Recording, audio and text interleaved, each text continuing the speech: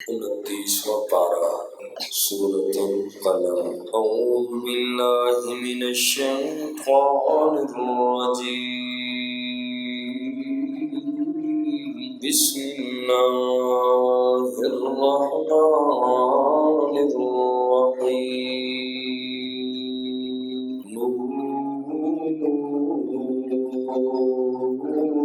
والقلم وما يسطرون، ما أنت بنعمة ربك بمجنون، والقلم قسم قلم کی، وما يسطرون، جو کچھ وہ لکھتے ہیں، ما انت نہیں ہے آپ صلی اللہ علیہ وسلم، بنعمت ربک اپنے رب کے فضل سے، بمجنون مجنون۔ سورۃ القلم مکی سورت ہے۔ کی کا معنی جو سورت ہجرت سے پہلے نازل ہوئی، اور ترتیب توقیفی کے اعتبار سے یہ سورت مبارکہ 68 نمبر کی 68 نمبر کی سورت ہے، اور جبکہ ترتیب نزولی کے اعتبار سے یہ سورت مبارکہ دوسرے نمبر کی سورت ہے، اور اس سے پہلے سورہ علق کی ابتدائی آیات نازل ہوئی، اقرأ بسم ربک الذی خلق۔ پہلی نازل ہونے کے اعتبار سے سورہ علق کی ابتدائی آیات ہیں، اور دوسرے نمبر پر یہ سورہ قلم نازل ہوئی، اور سورہ قلم کے بعد سورہ مزمل نازل ہوئی ہے، اور اس سورت مبارکہ کے 52 آیات مبارکہ ہیں، اور 2 اس کے رکوع ہیں۔ سورہ قلم کے الفاظ 300 الفاظ ہیں، اور 1256 اس سورت مبارکہ کے حروف ہیں۔ اس سورت مبارکہ کا نام القلم ہے۔ پہلی آیت مبارکہ میں اللہ نے قلم کی قسم کھائی، والقلم قسم ہے قلم کی۔ اس پہلی آیت میں قلم کا تذکرہ آیا، اسی مناسبت سے اس سورت مبارکہ کا نام بھی القلم رکھا گیا۔ اس سے پہلی جو سورت پاک گزری سورہ ملک، اس میں توحید کا بیان تھا، اور اس سورت مبارکہ کا جو موضوع ہے وہ رسالت ہے۔ نبی پاک کی رسالت کو بیان کیا، اور جو رسالت اور نبوت پر اعتراضات ہیں ان اعتراضات کا جواب بھی دیا۔ یہ سورت مبارکہ ابتدائی دور کی صورت ہے، اور اس وقت مسلمانوں کی مخالفت زوروں پر تھی۔ جب نبوت کا آغاز کیا تو مشرکین مکہ نے نبی پاک صلی اللہ علیہ وسلم کو معاذ اللہ مجنون کہا، دیوانہ کہا، کیونکہ نبی پاک نے قوم کے عقائد کے خلاف دعویٰ کیا کہ یہ بت تمہارے معبود کچھ بھی نہیں کر سکتے، اور نہ ہی یہ معبود بن سکتے ہیں۔ عبادت کے لائق اگر کوئی ہے تو وہ صرف اور صرف اللہ کی ذات ہے۔ اس وجہ سے ان لوگوں نے کہا یہ عجیب بات ہے، ان ھذا لشیء عجاب، یہ بڑی عجیب باتیں کرتا ہے کہ بہت سارے خداؤں کو چھوڑ دو اور ایک خدا کی پوجا کرو۔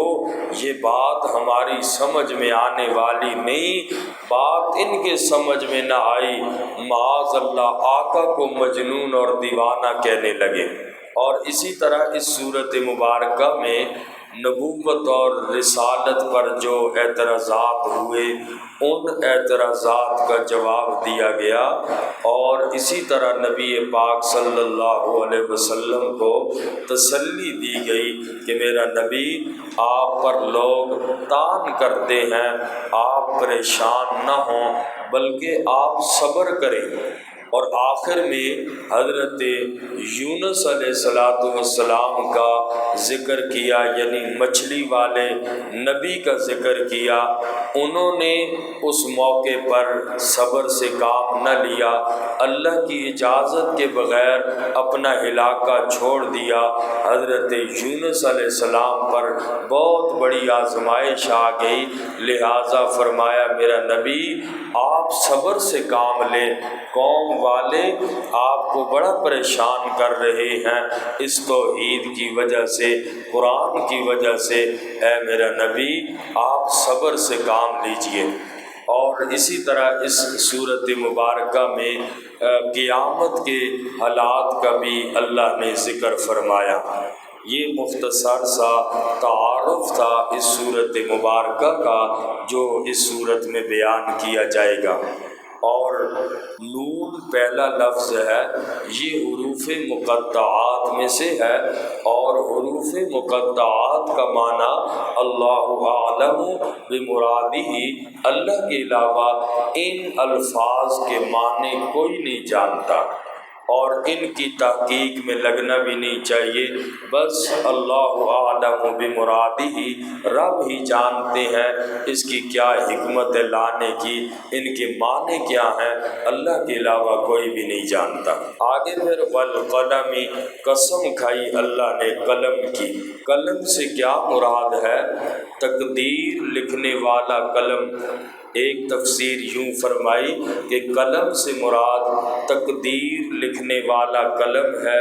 حدیث پاک میں فرمایا اول ما خلق اللہ القلم، سب سے پہلے جو چیز اللہ نے پیدا کی وہ تقدیر کا قلم ہے، اور اللہ نے قلم سے فرمایا کہ لکھنے کا حکم دیا تو وہ قلم چلنے لگی، لکھنے لگی، اور اس چیز کے ساتھ جو ابد تک ہونے والی ہے، دنیا کے ابتدا سے لے کر دنیا کے ختم ہونے تک جو کچھ اس میں ہونا ہے، تقدیر نے وہ چیز لوح محفوظ میں محفوظ کر لی۔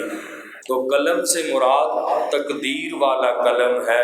ایک تفسیر اس کی یوں فرمائی، اور دوسری تفسیر اس کی یوں فرمائی کہ قلم سے مراد فرشتوں کے قلم ہیں جو انسان کے اعمال لکھتے ہیں۔ اس سے مراد قلم سے ان فرشتوں کا قلم ہے، یا اسی طرح ملائے اعلیٰ کے جو قلم مراد ہیں، جو معاملات الہی اللہ کی طرف سے معاملے فرشتوں کے سپرد ہوتے ہیں وہ ملائے اعلیٰ کے فرشتے لکھتے ہیں، تو ان فرشتوں کے قلم مراد ہیں۔ اور تیسری تفسیر یہ ہے کہ اس سے عام قلم مراد ہے، انسان جس سے لکھتا ہے، اللہ نے اس قلم کی قسم کھائی ہے، انسانوں کے عام قلم کی جو علوم اور تاریخ لکھتے ہیں، یا اس سے انسانوں کے خاص قلم مراد ہیں کہ جن لوگوں کے قلم سیرت پاک پہ اٹھے، امام الانبیاء صلی اللہ علیہ وسلم کی تاریخ لکھنے کے لیے جو قلم اٹھے، مفسرین نے لکھا اس سے وہ قلم مراد ہیں کہ جو سیرت نبوی لکھتے ہیں۔ اور یہی تفسیر صحیح معلوم اور احسن معلوم ہوتی ہے۔ مفسرین نے فرمایا کیوں؟ اس لیے کہ اللہ نے ان چیزوں سے یہ ثابت کرنا ہے دلیل سے، تین طرح سے نبی پاک صلی اللہ علیہ وسلم کے مجنون ہونے کی تردید فرمائی۔ مشرکوں نے کہا کہ نبی پاک معاذ اللہ یہ مجنون ہیں، تو فرمایا کہ اللہ کے نبی مجنون نہیں ہیں۔ اللہ پاک نے پہلی دلیل دی وما یسترون سے، کہ سب سے پہلے سیرت لکھنے والے قلم کی گواہی پیش کی، والقلم وما یسطرون، قسم ہے قلم کی جو وہ لکھتے ہیں۔ تو سب سے پہلے سیرت لکھنے والے قلم کی گواہی پیش کی، اپنوں نے، پرایوں نے، شعراء نے، ادیبوں نے نظم کی صورت میں، نثر کی صورت میں نبی پاک صلی اللہ علیہ وسلم کی شان میں اتنا کچھ لکھا اور قیامت تک لکھتے رہیں گے، اور اگر ان کو جمع کیا جائے ایک بہت بڑی لائبریری تیار ہو سکتی ہے جس میں نبی پاک صلی اللہ علیہ وسلم کی سیرت کو بیان کیا جائے۔ کیا کسی دیوانے کے اتنی سوانح حیات لکھی جا سکتی؟ پہلی دلیل یوں دی، والقلم وما یسطرون، جن قلموں نے نبی پاک کی سیرت لکھی اور لائبریریاں بھر جائیں اللہ کے نبی کی سیرت کو اس انداز میں لوگوں نے لکھا، تو کیا اگر نبی مجنون ہوتے، کسی مجنون اور دیوانے کی اتنی سوانح حیات کون لکھتا؟ دیوانے اور مجنون آدمی کو تو کوئی پوچھتا ہی نہیں ہے۔ پہلی دلیل یہ ہوئی نبی پاک کی سیرت پہ جو قلم اٹھے اتنا بڑا کچھ لکھا گیا، اس سے زیادہ کسی اور کی زندگی پر نہ لکھا گیا جتنا نبی پاک کی زندگی پہ لکھا گیا۔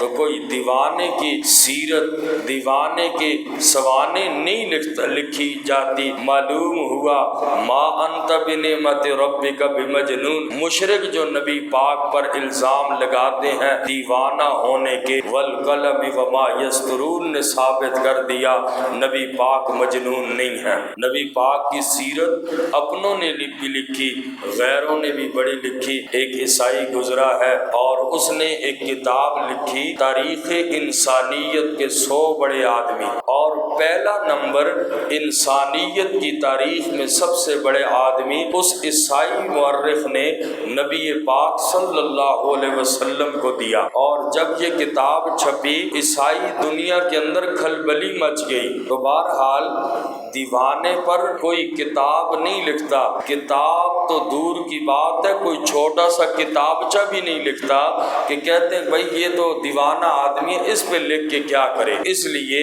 نبی پاک صلی اللہ علیہ وسلم کی اس بات کی نفی کر دی گئی کہ نبی پاک صلی اللہ علیہ وسلم دیوانے نہیں، مجنون نہیں۔ پہلی دلیل دی والقلم وما یسطرون، کہ نبی پاک صلی اللہ علیہ وسلم کی اللہ پاک نے قلم کی قسم کھا کے نبی پاک صلی اللہ علیہ وسلم کی صفائی بیان کی۔ فرمایا نون والقلم، قسم ہے قلم کی، وما یسطرون، اور جو کچھ وہ لکھتے ہیں۔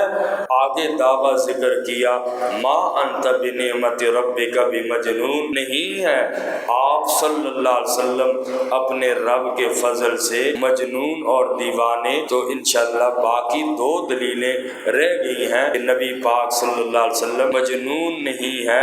ایک دلیل بنعمت ربک، اور دوسری دلیل وَإِنَّكَ لَعَلَىٰ خُلُقٍ عَظِيمٍ میں اللہ نے اس بات کو ثابت کیا۔ اللہ پاک